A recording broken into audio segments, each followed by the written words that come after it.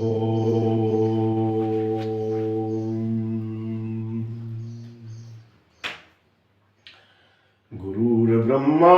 गुरुर्विष्णु गुरुर्देव महेश्वर गुरु साक्षात परम ब्रह्म तस्मै श्री गुरु वै नमः।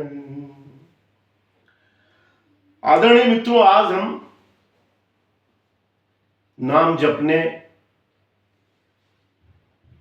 के संदर्भ में ही है चर्चा। तो एक सज्जन ने, एक भद्र पुरुष ने कहा है यूट्यूब पर कि नाम के जपने से मुंह के छाले ठीक नहीं होंगे। बात तो सही।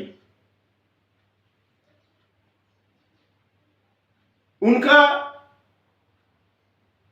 संत शिरोमणि कहूंगा मैं इस समय, प्रेमानंद जी महाराज ने उनका जवाब दिया कि भाई मैं देखो नाम के उसी से ही स्वस्थ हूं।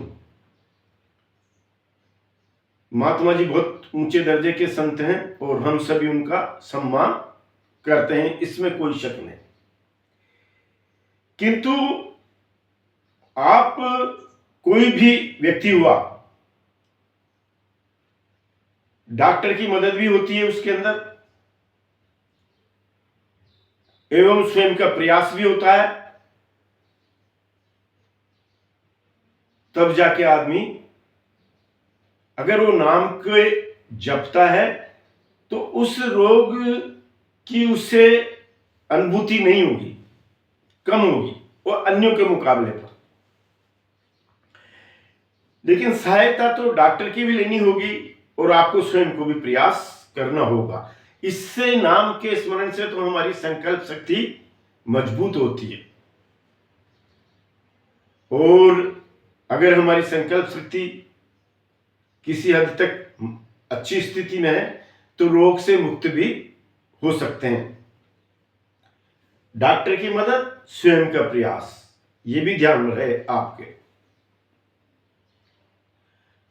मैं संसार की सभी पेथियों का सम्मान करता हूं। मैं यहां पर एक बात स्पष्ट करना चाहूंगा। दूसरा बिंदु आता है मित्रों,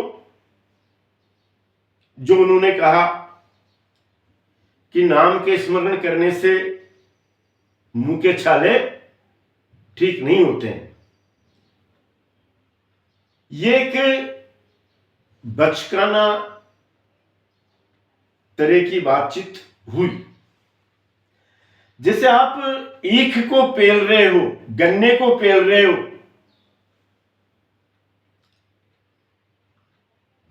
और उससे गुड़ और शक्कर की बनने के स्थान पर आप छेनार मावा की उम्मीद कर रहे हो कि भाई इससे हमें मावा प्राप्त हो जाए, छेना प्राप्त हो जाए। दोनों के द्रव्य पदार्थ अलग अलग है, दोनों की बनने की स्थिति अलग अलग है। नाम के स्मरण से जिस ओर जाना चाहिए आप उस ओर जाएंगे। आपको छाले ठीक करने हैं तो आपको डॉक्टर्स की यानी चिकित्सक की एवं औषधियों की मदद आपको लेनी होगी। यह भी ईश्वरकृत है।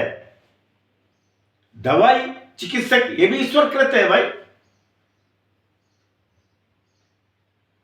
आप नाम के जपने से, उच्च गुरु के सानिध्य में प्राप्त होने से, प्राप्त करने से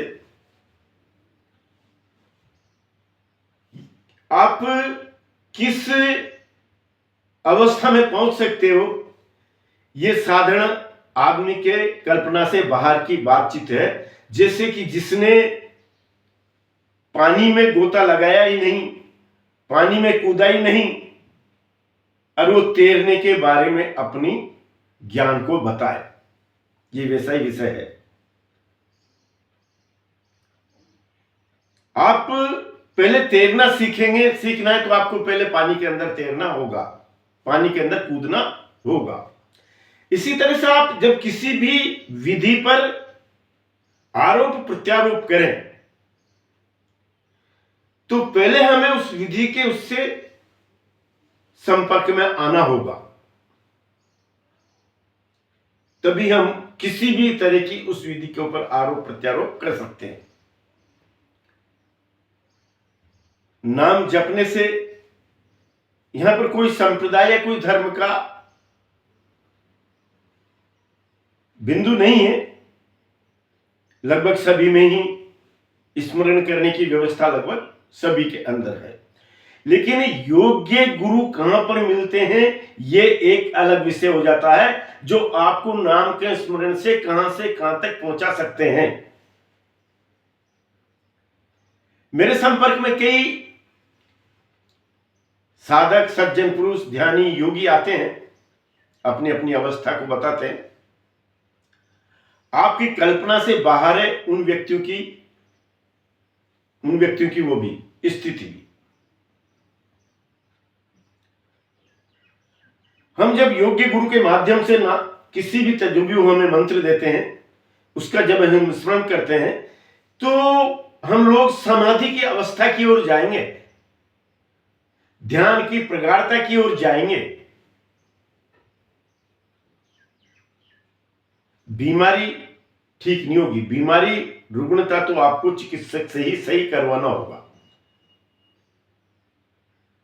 ध्यान की अवस्था से मित्रों ये रहता है कि हमें एक जागृत अवस्था में इस शरीर को छोड़ना। जैसे मैं एक पंडित जी के यहां पर था, उनको कैंसर हो चुका था,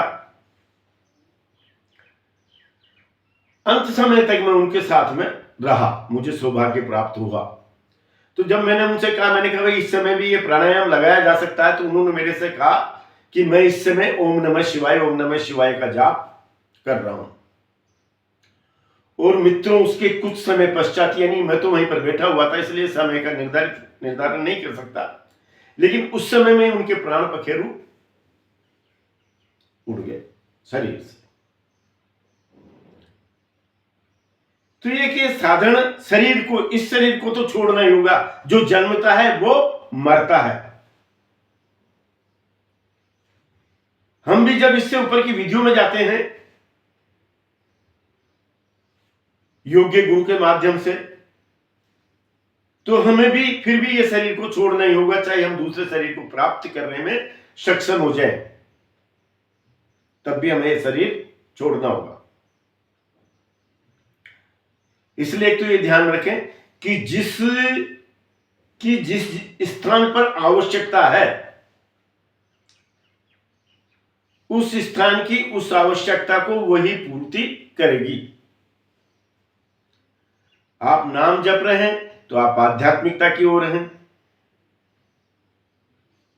आप एक ध्यान की एक उच्च अवस्था को प्राप्त करना चाहते हैं।